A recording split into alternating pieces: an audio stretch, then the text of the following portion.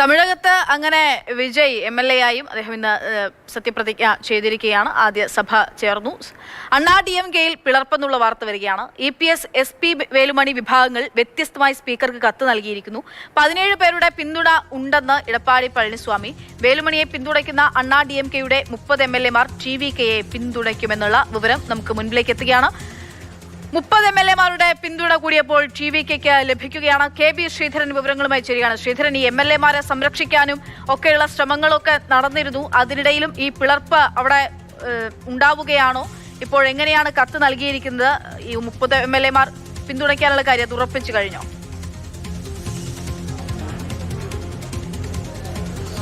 അക്ഷയ, അണ്ണാ DMKയിൽ പിളർപ്പ് അനിവാര്യമായി കഴിഞ്ഞു. നേരത്തെ മുതൽ തന്നെ TVKയെ പിന്തുണയ്ക്കണമെന്ന് ഒരു വിഭാഗം മുതിർന്ന നേതാക്കളായിട്ടുള്ള SP വേലുമണിയുടെയും ഷൺമുഖത്തിന്റെയും നേതൃത്വത്തിലുള്ള വിഭാഗം ആവശ്യപ്പെട്ടിരുന്നു. എന്നാൽ എടപ്പാടി പളനിസ്വാമി ഇതിന് വഴങ്ങിയിരുന്നില്ല.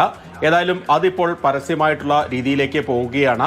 ഇന്നിപ്പോൾ നിയമസഭാ സെക്രട്ടറിക്ക് നിയമസഭാ കക്ഷി നേതാവിനെ തിരഞ്ഞെടുക്കുന്നത് സംബന്ധിച്ച് 2 കത്തുകളാണ് അണ്ണാ DMKയുടെ പേരിൽ ലഭിച്ചിരിക്കുന്നത്.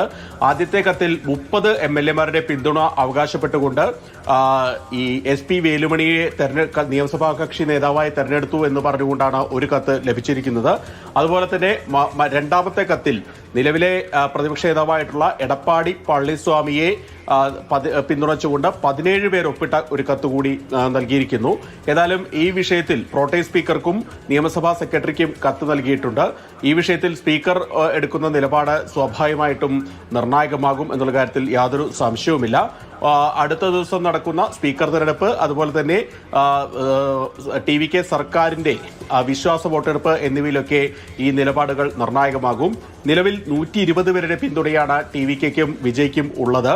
അത് ഒരുപക്ഷെ ഈ വേലുമണി വിഭാഗത്തിന്റെ കൂടി പിന്തുണ ലഭിക്കുകയാണെങ്കിൽ 150ലേക്ക് എന്ന നിലയിൽ സംഖ്യ ഉയരാനാണ് സാധ്യത. ഏതായാലും വിജയെ സംബന്ധിച്ച് അണ്ണാ DMKയിലെ പിളർപ്പ് ആശ്വാസകരമായിട്ടുള്ള ഒരു കാര്യമായി മാറുമെന്നുള്ള കാര്യത്തിൽ സംശയമില്ല. എന്നാൽ പോലും ഈ ജയലളിതയുടെ മരണശേഷം അണ്ണാ DMK എന്നുള്ള പാർട്ടി എത്രത്തോളം ശിഥിലമായി പോകുന്നു എന്നതിന്റെ ഒടുവിലെ ഉദാഹരണമാണ് ഇപ്പോൾ പാർട്ടിയിൽ ഇപ്പോൾ ഉണ്ടായിരിക്കുന്ന ഈ പിളർപ്പും അതിനെ തുടർന്നുണ്ടാകുന്ന സംഭവ വികാസങ്ങളും. ഏതായാലും 30 പേർ ഈ 47 MLAമാരിൽ 30 പേർ SP വേലുമണിക്ക് ഒപ്പമാണ്. അതുകൊണ്ട് തന്നെ മറ്റ് കൂറുമാറ്റ നിരോധന നിയമമോ അയോഗ്യതയോ വരാനുള്ള യാതൊരു തരത്തിലുള്ള സാധ്യതയും നിലനിൽക്കുന്നില്ല എന്നാണ് മനസ്സിലാക്കുന്നത്. ഏതായാലും ഇരുവിഭാഗവും തങ്ങളുടെ നിലപാടുമായി മുന്നോട്ട് പോകുന്നു എന്നുള്ളതാണ് ഈ നിമിഷത്തിൽ ലഭിക്കുന്ന വിവരം.